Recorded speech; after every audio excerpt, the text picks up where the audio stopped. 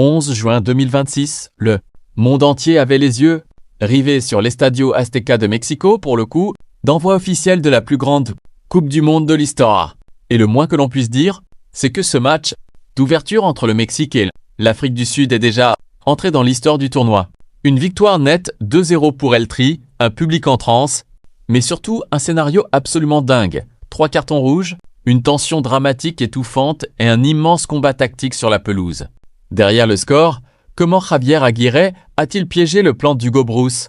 Pourquoi l'Afrique du Sud a-t-elle totalement implosé mentalement? Et quels sont les signaux d'alarme pour la suite de la compétition? Installez-vous confortablement. Analyse tactique complète, des temps forts aux temps faibles, c'est parti! Pour comprendre ce match, il faut d'abord regarder le tableau noir. D'un côté, Javier Aguirre alignait un 4-1-2-3 très agressif.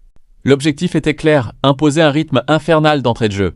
Eric Lira s'est installé en sentinelle devant la défense pour dicter le tempo, laissant Luis Chavez et l'infatigable Charlie Rodriguez presser très haut. Devant, un trio d'attaque ultra mobile avec Alvarado à droite, Quiñones à gauche et Raúl Jiménez en pointe pour fixer la défense. En face, Hugo Broos connaissait le danger. L'Afrique du Sud s'est présentée dans un 5-3-2 ultra compact. Un bloc bas très dense destiné à fermer les espaces intérieurs. L'idée des Bafana Bafana?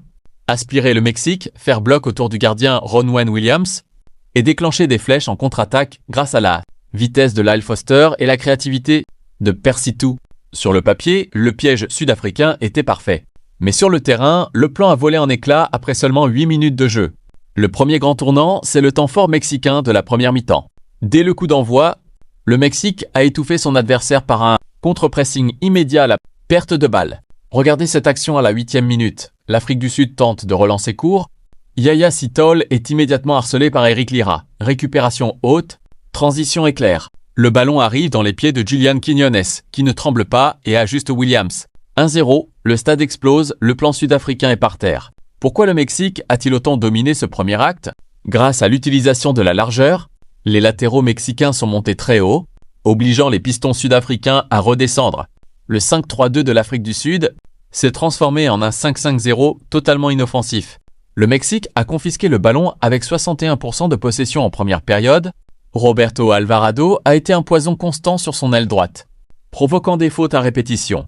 Sans un grand Ronwen Williams dans les buts et un poteau salvateur sur une tête de Quiñones à la 34e, le score aurait dû être de 3-0 à la pause. Mais attention, un match de Coupe du Monde n'est jamais linéaire. Au retour des vestiaires, on a assisté au temps faible du Mexique. Pensant avoir fait le plus dur, les Mexicains ont baissé en intensité physique et l'Afrique du Sud en a profité.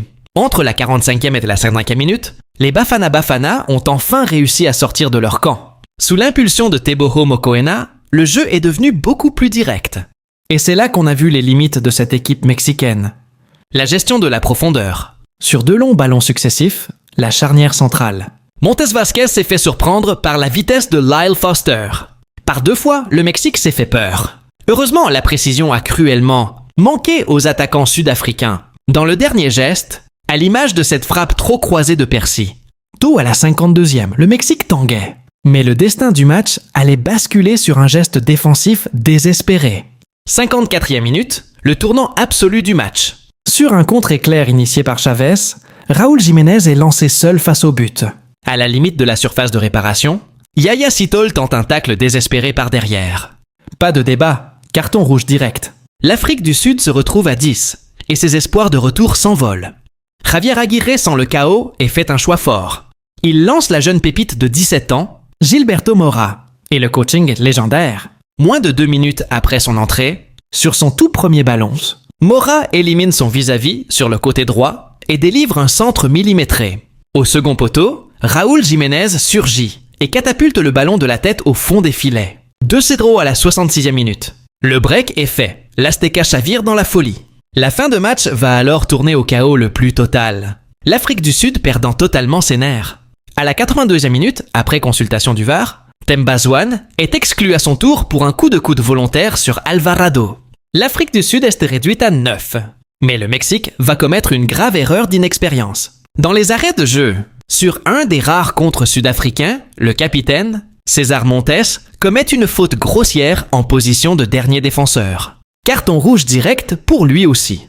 Une expulsion bête qui gâche un peu la fête. En conclusion, le Mexique remplit parfaitement sa mission. En s'imposant 2-0, El Tri s'installe confortablement en tête du groupe I et fait le plein de confiance, avant de défier la Tchéquie et la Corée du Sud. Pour l'Afrique du Sud, il faudra vite oublier ce cauchemar, se remobiliser mentalement et surtout composer sans Sitole Zwane, suspendu pour le prochain match crucial.